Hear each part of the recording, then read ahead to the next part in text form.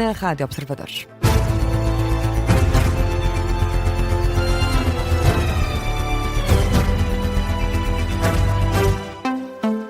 Começa agora o Jornal das 4 com a edição do jornalista Vasco Maldonado Correia. E Vasco, o estudo pedido pelo Governo para aprofundar a sustentabilidade da segurança social conclui que os excedentes registados no sistema do setor ajudaram a criar uma ilusão sobre a saúde das contas públicas. O grupo, liderado pelo economista Jorge Bravo, alerta que nos últimos anos têm sido registados excedentes no sistema da segurança social, o que poderia sugerir uma posição mais confortável, leitura incorreta aos olhos dos autores deste novo relatório. Hoje foram apresentadas uma série de propostas para alterar o sistema das pensões, desde logo a correção do mecanismo de atualização das pensões para que os pensionistas possam ter as reformas atualizadas, pelo menos à inflação. Há também a recomendação da criação de um regime de reforma parcial flexível que permita harmonizar as regras e uma transição gradual entre a vida ativa e a reforma. Nestas medidas está também a criação de uma garantia integrada para a velhice, para assegurar que o patamar mínimo é superior para quem contribuiu mais para o sistema. Há também propostas complementares apresentadas neste relatório, como é o caso da criação de planos de pensões profissionais de adesão automática e voluntária, também a criação de contas de poupança-reforma para crianças e jovens e ainda as recomendações, aliás, apresentadas pelos economistas constam de um relatório de mais de 600 páginas, demorou cerca de ano e meio a ser feito. O relatório foi pedido pelo Governo, mas a Ministra do Trabalho já veio rejeitar a possibilidade de se fazer uma reforma na Segurança Social ainda nesta legislatura. O economista que liderou o projeto pedido por Maria do Rosário Palma Ramalho reitera e garante que este estudo é independente. E fazemos agora um ponto de situação dos incêndios em Portugal. Há 3 grandes a preocupar as autoridades. Vasco, os dispositivos de combate às chamas foram reforçados esta tarde face à subida das temperaturas. São mais de 900 homens e mulheres no terreno. O incêndio de Torre de Moncorvo continua a concentrar o maior dispositivo. São, por esta hora, perto de 450 operacionais, apoiados por cerca de 150 de veículos e ainda 4 meios aéreos. Já, nesta altura, 3 frentes ativas, uma das quais a causar mais dificuldade aos bombeiros, mas a expectativa é de que o fogo seja dominado ainda hoje.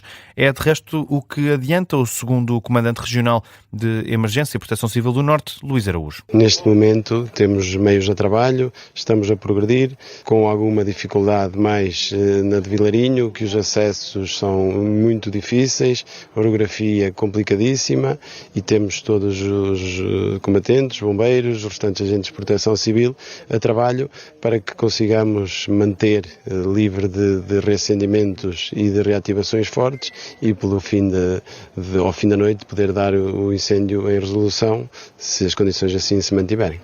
Declarações do segundo comandante regional de Emergência e Proteção Civil do Norte, Luís Araújo, à RTP.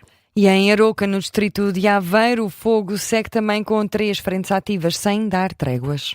O incêndio lavra em zonas de muito difícil acesso para os bombeiros. O comandante de Aroca, Sérgio Azevedo, admite que há aldeias no caminho das chamas, mas que por agora não estão em risco. Propriamente ameaçada, não. Temos 4 aldeias essencialmente na linha de fogo, nomeadamente Rei de Frades, Bolseguedinho, a aldeia do Cando e a aldeia de Pedrógão. São estas as 4 que estão mais próximas da linha de incêndio.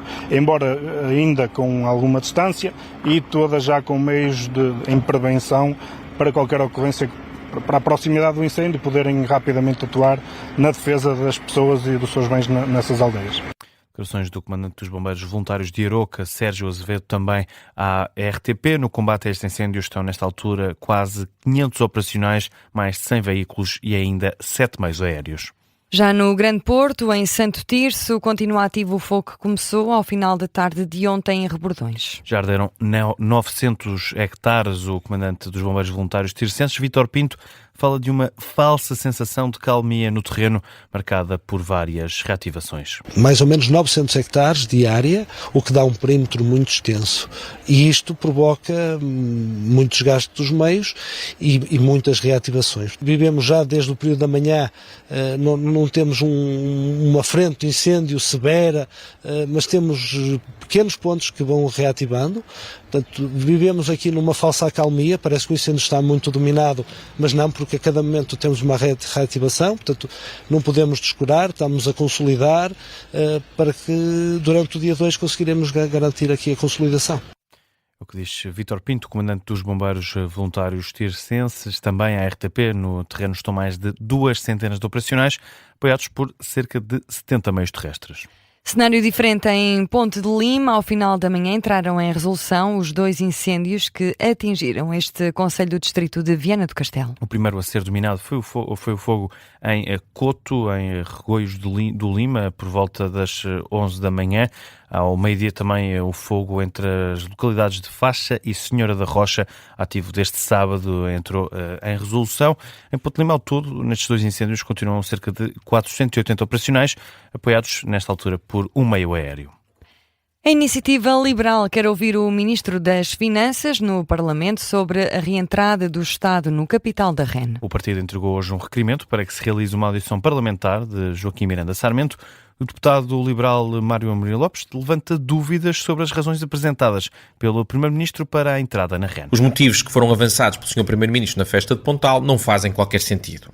Alegou que iria permitir baixar os preços da energia. Ora, isto é falso e mesmo que tivesse um impacto será absolutamente residual, que não será sentido pelas famílias portuguesas. Depois diz também que é para salvaguardar o interesse estratégico. Ora, isto também é falso, porque a infraestrutura é pública, explorada por um operador privado, a REN, mas a infraestrutura é pública, foi feita uma concessão e, portanto, o Estado pode, e assim o faz, em cada momento decidir exatamente o que é que acontece a essa infraestrutura, através da entidade reguladora, através da tutela. Mário Amorim Lopes alerta também que as experiências do Estado como acionista têm corrido mal. As ações da REN já desvalorizaram porque o mercado entende, e bem, que o Estado português geralmente acrescenta pouco valor, pelo contrário, é capaz de destruir bastante valor das empresas das quais participa. Ora, percebe-se então que isto não serve nada de substantivo, serviu apenas para um anúncio na festa do Pontal. E, portanto, se o Sr. Primeiro-Ministro foi incapaz de apresentar os motivos válidos para entrar no capital da REN, esperemos que o Sr. Ministro das Finanças seja capaz de o fazer, daí queremos ouvi-lo no Parlamento.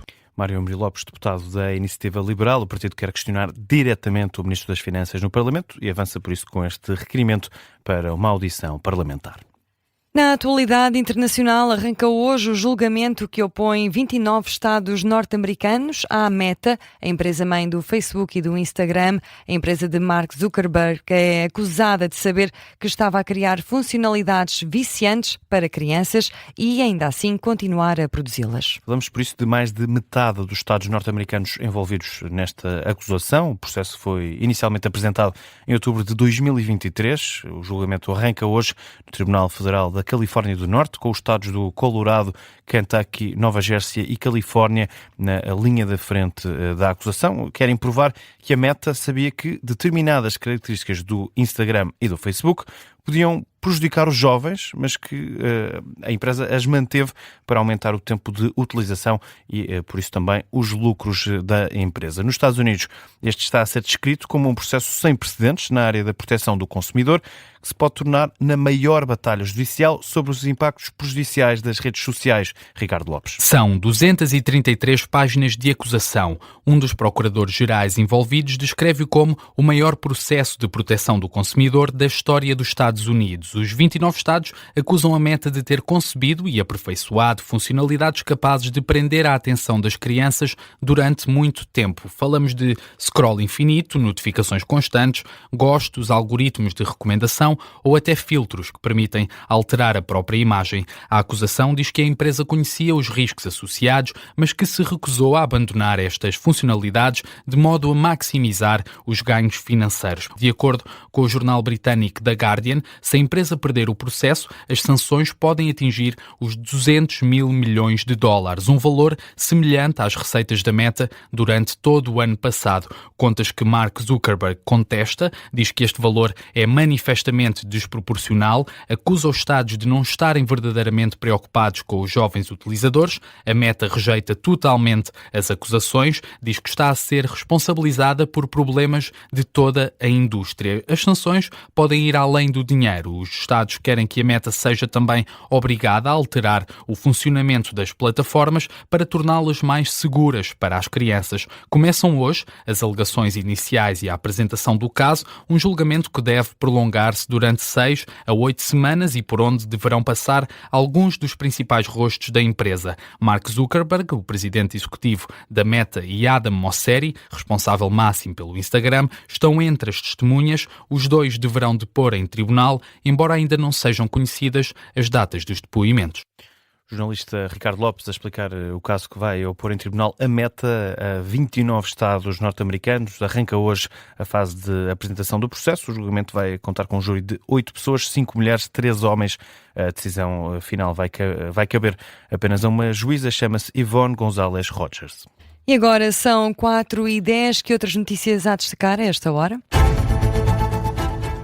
O Presidente dos Estados Unidos, Donald Trump, publicou hoje uma imagem na rede social Truth Social, onde apresenta o Estreito de Hormuz como um novo território norte-americano. A publicação, que aparece sem qualquer legenda, surge dias depois de Donald Trump ter afirmado que iria em breve declarar esta via marítima como território dos Estados Unidos. O vice-ministro dos Negócios Estrangeiros do Irão já reagiu através de uma publicação na rede social X, onde classifica a sugestão do Presidente norte-americano como uma ilusão que vai ser corrigida. Refere-se a Trump como um homem delirante. Bruxelas promete novas medidas para reforçar a resiliência climática na União Europeia. A Comissão Europeia diz que vai apresentar ainda este ano uma estratégia para preparar melhor o país para fenómenos extremos, depois de um verão marcado por ondas de calor, secas e incêndios.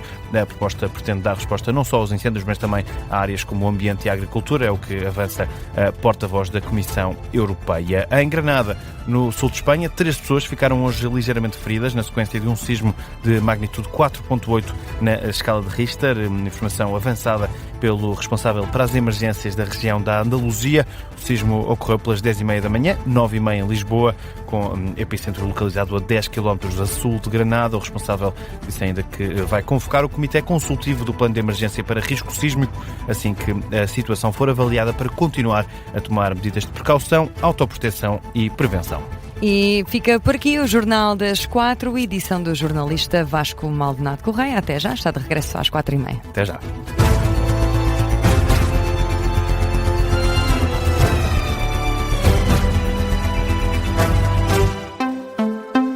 Este programa tem o apoio de BetClick.